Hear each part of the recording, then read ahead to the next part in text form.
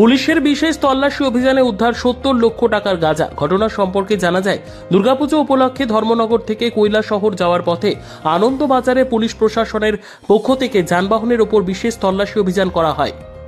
সেই তল্লাশি অভিযানের সময় TR0IBR0674 নম্বরের একটি ছোট গাড়িকে আটক করা হয়। গাঁজা রয়েছে বলে সন্দেহ করা হয়।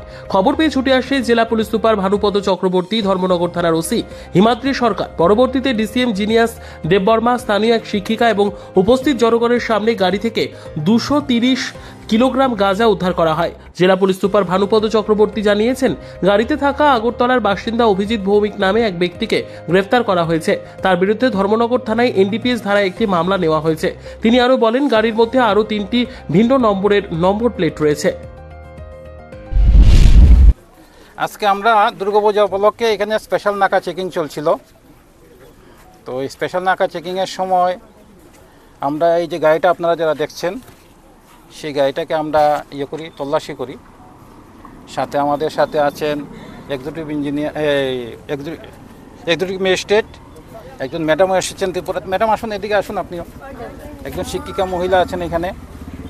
তো যে সময় আমরা চেকিং করি, অভিজিৎ ভৌমিক বলে আগরতলা একজনকে আমরা ডিটেইন করি এবং গাড়ির মধ্যে প্রায় 230 কিলো গাঁজা পাই। তাই আমরা ধর্মনগর থানাতে একটা NDPS-এর কেস নিয়েছি। এই মামলাতে আরও যারা যুক্ত আছে তাদেরকে অ্যারেস্ট করা হবে। কত টাকা মূল্য? প্রায় 30,000 টাকা 1 কেজির দাম। এখন কালো বাজার কোথা থেকে নিয়ে এসেছিল, কোনো খবর আছে কি বা কোথায় যাওয়া হচ্ছে? এটা দেখা যাচ্ছে, এটা যে নাম্বার প্লেট আছে এটা হলো আগরতলা হেজামারা। Thank you. আর আসামির নামটা? অভিজিৎ ভৌমিক।